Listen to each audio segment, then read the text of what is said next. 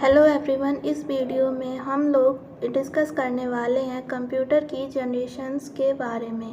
यह video BSc first semester computer science series का part 3 है। इसके प्रीवियस पार्ट्स आप लोग मेरे चैनल पे जाकर देख सकते हैं। तो आज का लेक्चर स्टार्ट करते हैं। So what is computer generation? Computer की जनरेशन एक ऐसा तरीका है जिसके थ्रू हम हिस्ट्री ऑफ कंप्यूटर को समझ सकते हैं। कंप्यूटर की हिस्ट्री को टोटल 5 जनरेशन में बांटा गया है और इन जनरेशन को उस टाइम के टेक्नोलॉजी डेवलपमेंट और टाइम पीरियड के आधार पर बांटा गया है। So there are total 5 generations of computer. First generation 1945 to 59. Second generation start from 1959 to 65. Third generation 1965 to 71. Fourth generation 1971 to 80. Fifth generation 1980 to till now. First generation, इस generation में computer के अंदर वैक्यूम ट्यूब का use किया जाता था। उस समय पर वैक्यूम ट्यूब को कंप्यूटर में as a main component use किया जाता था। इस जनरेशन में इनपुट और आउटपुट के लिए punch card, magnetic tape and paper tape का यूज़ होता था। फर्स्ट जनरेशन में high level programming language discover नहीं हुई थी।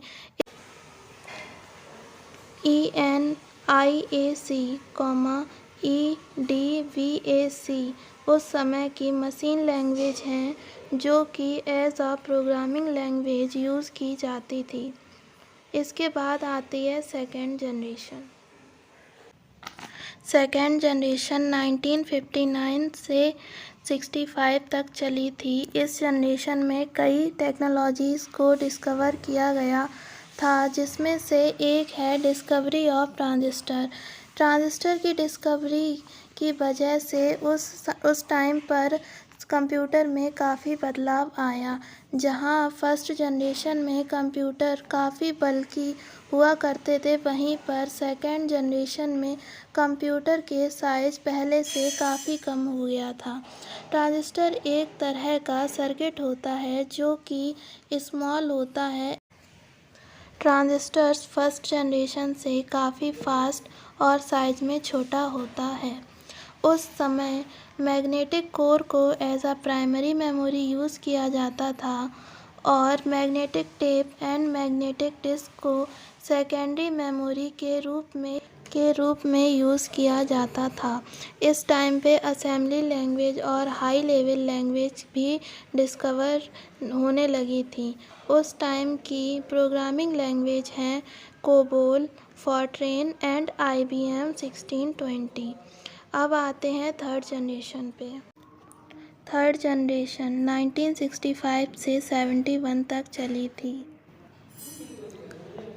थर्ड जनरेशन में IC चिप का यूज़ होने लगा था और एक IC चिप कई सारे ट्रांजिस्टर्स, रजिस्टर्स एंड कैपेसिटर से मिलकर बनी होती है। ये IC चिप जैक किल्वे ने इन्वेंट करी थी और इस जनरेशन में multi programming, time sharing operating system use किए जाते थे। IC चिप की फुल फॉर्म है इंटीग्रेटेड सर्किट। उस टाइम की जो इम्पोर्टेंट मशीन है वो स्क्रीन पर लिखी हुई हैं। तो अब हम लोग आगे बढ़ते हैं फोर्थ जनरेशन की तरफ। फोर्थ जनरेशन ये 1971 से स्टार्ट हुई थी और 1980 तक चली थी।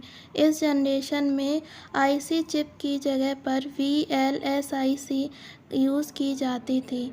इसकी फुल फॉर्म है very large scale integrated circuit. मतलब अब हम IC चिप को बहुत बड़े लेवल पर यूज़ करने लगे हैं। इसके अंदर 5000 transistor and other circuit element आते हैं और इस जनरेशन में semiconductor memory that is RAM and ROM का यूज़ होने लगा था। ज़्यादातर हाई लेवल लैंग्वेज इस टाइम पर यूज़ में आने लगी थी। हाई लेवल लैंग्वेज के एग्जांपल हैं सी, C++, जावा, etc। अब हम आते हैं हमारी last generation that is 5th generation पे। 5th जनरेशन 1980 में स्टार्ट हुई थी, अभी भी चल रही है। इस जनरेशन में VLSIC की जगह पर ULSIC का यूज़ किया जाता है।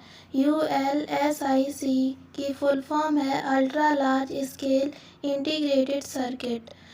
ULSIC से अब माइक्रो प्रोसेसर डेवलप हो गया है और एक माइक्रो प्रोसेसर चिप के अंदर 10 मिलियन इलेक्ट्रॉनिक कंपोनेंट होते हैं, जिस वजह से कई सारी टेक्निक का डेवलपमेंट हुआ है, जैसे कि parallel processing, artificial intelligence, softwares, desktop, laptop, etc।